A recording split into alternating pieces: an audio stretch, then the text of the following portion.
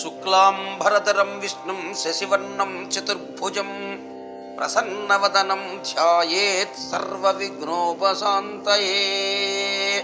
శాంతాకారం భుజగశయనం పద్మనాభం సురేశం విశ్వాకారం గగనసదృశం మేఘవర్ణం శుభాంగం లక్ష్మీకాంతం కమలనయనం యోగివృధ్యానగమ్యం వందే విష్ణుం భవభయహరం సర్వలోకైకనాథం. ఓం నమో భగవతే వాసుదేవాయ. మాఘపురాణం 10వ అధ్యాయానికి స్వాగతం సుస్వాగతం చెబుతూ మీ సామవేదం బాలసుబ్రహ్మణ్యం. నమస్కారం. 10వ అధ్యాయంలో రుక్షక అను బ్రాహ్మణ కన్య వృత్తాంతమును చెప్పుట. పూర్వము భృగు మహాముని వంశమునందు రుక్షకయను కన్య జన్మించి దినదినాభివృద్ధి పొందుచుండెను. ఆమె దురదృష్టవంతురాలు కాబోలు. పెండ్లి అయిన వెంటనే పెండ్లి కుమారుడు చనిపోయెను. రుక్షక తన దురదృష్టమునకు దుఃఖించి విరక్తి భావముతో ఇల్లు విడిచి గంగానదీ తీరమునకు పోయి ఆశ్రమును నిర్మించుకుని శ్రీమన్నారాయణుని గూర్చి తపస్సు ప్రారంభించెను. ఈ విధంగా చాలా సంవత్సరములు ఆచరించుట వలన అనేక మాఘమాస స్నానములు ఫలము దక్కెను. ఆమె మనోవాంఛ ఈడేరు సమయము దగ్గర పడినది. ఒకానొకనాడు ఆమె తపస్సు చేసుకొనుచు ప్రాణములు విడిచెను. ఆ రోజు చాలా సంవత్సరములు వైకుంఠమున కలిగిన పవిత్రురాలొకటచే బ్రహ్మదేవుడు ఆమెకు సత్యలోకములో దేవకార్యమును తీర్చుటకు అప్సరస స్త్రీగా చేసి తిలోత్తమ అను పేరుతో సత్యలోకమునకు పంపెను.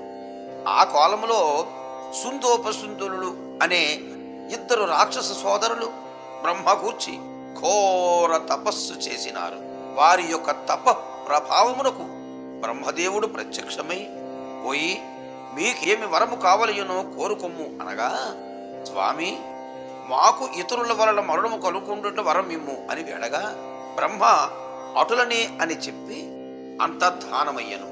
బ్రహ్మదేవుని వలన వరము పొందిన 2 రాక్షసులు మహాగర్వము కలవారే దేవతలను హింసించుచుండిరి. మహర్షుల తపస్సుకు భంగము కలిగించుచుండిరి.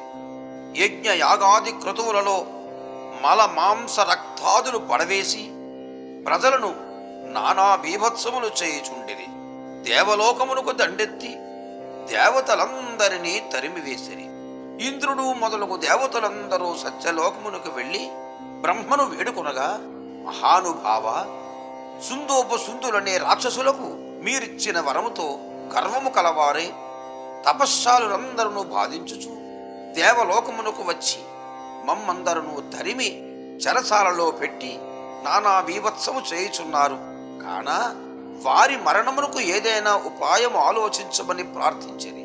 బ్రహ్మ దీర్ఘముగా ఆలోచించి తిలోత్తమును పిలిచి, అమ్మాయి, ఈ సుందోపసుందులు రాక్షసులకు ఇతరుల వలె మరణము కలుగదని వరమిచ్చియున్నాను. వారు వరగర్వముతో చాలా అల్లకల్లోలము చేయుచున్నారు. కానా నీవు పోయి నీ చాకచక్యముతో వారికి మరణము కనుగొనట్లు ప్రయత్నించుము అని చెప్పాను. తిలోత్తమ బ్రహ్మదేవునికి నమస్కరించి సుందోపసుందులు ఉన్న అరణ్యములో ప్రవేశించి ఆమె చేత వీణ పట్టుకుని మధురమైన పాటలు పాడుచు ఆ రాక్షస సోదరుల నివాసములకు సమీపములో తిరుగుచుండెను. వీణానాదమునకు ఆమె మధుర గానమును విని ఆ దానవ సోదరులు అటు ఇటు తిరుగునట్లు ఆమెను అనుసరిస్తూ ప్రేక్షకుల వలె వెంటాడుచుండిరి. నన్ను వరింపుము అని తిలోత్తమను ఎవరికి వారు బ్రతిమాలాడసాగిరి. అంతటా ఆ తిలోత్తమ, ఓ రాక్షసక్రేశ్వరులారా, మిమ్ములను పెండ్లి ఆడు నాకు ఇష్టమే. మీరిద్దరూ నాకు సమానులే. నేను మీ ఇద్దరి ఎడలైన సమాన ప్రేమతో ఉన్నాను. కానీ ఇద్దరిని వివాహమాడుట సాధ్యము కాదని, కానా నా కోరిక ఒకటి ఉన్నది. ఏమనగా, మీరిద్దరిలో ఎవరి బలవంతులో వారికి ఏదైనా సొంతము కాగలను అని చెప్పాను. ఆ మాటలకు సుందోపసుందులకు పౌరుషము వచ్చినది. మీసములు మెలిపెట్టి నేను బలవంతుడనగా నేను బలవంతుడును అని 2 తొడలు కొట్టుకొని చుట్టిరి. గుర్తుకొనిరి, మల్ల యుద్ధము చేసిరి.